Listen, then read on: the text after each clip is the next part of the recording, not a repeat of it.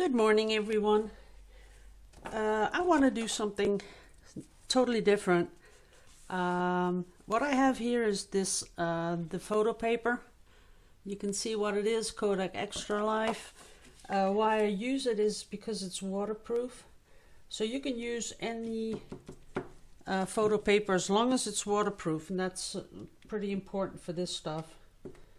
So what I'm doing is I'm going to be putting some paint in strategic places, and some of them are a little bit clogged, but that's okay. We can fix that, right? Well, not really. Let's see. Yeah, that's better. Oops. Just a tiny little bit, and some yellow in that because it makes a nice greenish color. Oops, we don't want that one though. Let's put that one away.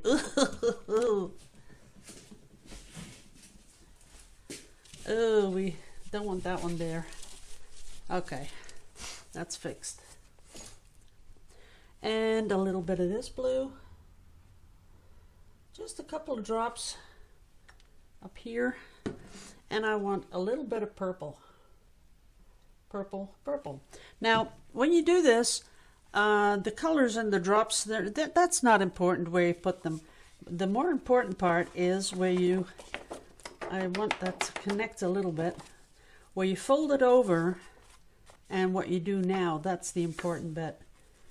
So I'm going to push it down and pull it out. And then we're going to let it open up, and there we have it. So that's a sort of fun thing to create, because I'm thinking about doing these and then making them into beetles or butterflies or something like that. So in a Photoshop program, I can scan this in, make it bigger or smaller, and put a head on it and these little legs or some sort of a body, and use this as the wing things. You know, you can do all sorts of stuff with that. And of course, this is another project that I think you can do with children because they really love it. And then you can just cut it out. I have one which I did yesterday.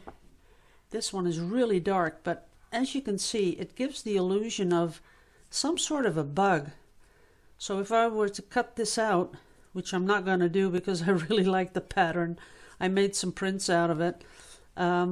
You can see that it resembles a sort of an insect. This is one here. This is a tiny one. I was practicing on doing really small ones. And then I have one. This one I really like. That's really pretty. I don't know. I think it has something to do with the mirror image that makes it so interesting. But they are really fun. This is another thing that just drips. And of course, I made a really big one. This is really big, just to see how that works. Now, I do think they are a little bit too dark, so I'm going to try and create something a little bit lighter. But as you can see, where you have the blue and you have the yellow, it turns into this nice color green. Okay, so this time I'm going to be using more purple. Like that. And what I wanted to do is see if we can do two together. So this is a fluid acrylics, but of course you can also use the normal acrylics. They'll just be a little bit thicker.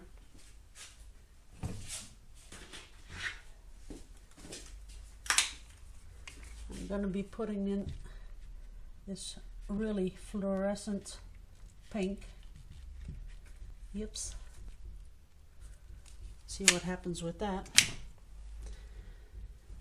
Let's just put this together right now. So we're going to push it to the middle, squish it a little, and then push it out. Now that really looks like a butterfly. Look at that. Now, I'm not sure if you can pick up the texture that's in there, but these are, they're so beautiful. It really looks like wings. And so what I can imagine doing with children is making a few of these, putting them in the sun, because they're going to be dry with 30 minutes they're dry. So then I would just, you know, set everything up. I'd let them make a lot of these and teach them how to manipulate the paint. Because, see, if we were to close this again, you can add to this.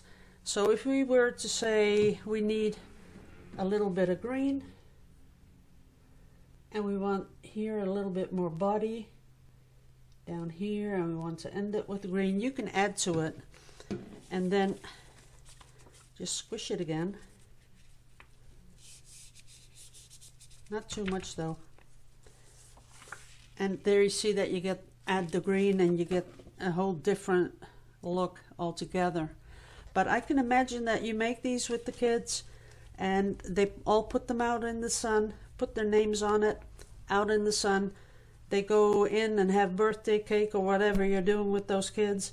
Then after half an hour you go back, you cut them all out, and you make some sort of a really beautiful decoupage sort of a thing, where you cut them all out and you put them on a background. That would really be nice. I can imagine what I would do is I'd buy a roll of that wallpaper with leaves, a lot of leaves, so every child has the same background and they put their own butterflies on it. That would really be cool. Yeah. Then I'd stick the wallpaper on a piece of cardboard. Yeah, that's what I'd do. And you could even make a frame for it and everything. Oh, I have all these ideas that I would do with kids. And I don't have kids, do I? No, I don't. Okay. Now, if you have older children, of course, you could already put these little things on. These little insect things. That wouldn't be too hard. Like that. Maybe pull out a couple of legs. But that makes it just look a little bit more insect-like. But of course that would be harder to cut out. So I just cut them out and stick them on the background. Okay guys, I'll do one more just because it's so much fun. So you take the paper, you fold it in half, that's where you start with. And this time I'm going to do a lot of those light colors. Let's do a lot of this because I'm thinking you all have this kind of paint.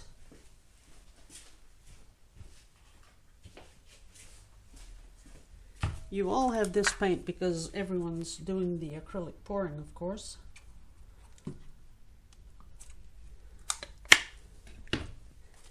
And if I were to do this with children, I would give them a little bit of all colors, put that in little containers for them to play with. And I think I would like something dark to pull it all together. Okay, let's see what this is going to bring us. So I'll push it together, pull it out, pull it out. There we go. And we have a really, really big butterfly with all sorts of colors and things in the wings. See, I like it when it shows those really nice patterns. But this is really pretty. And you can go on and on and on. I'm going to ruin this one, but I'll show you that you can do a lot more with it. Make it bigger.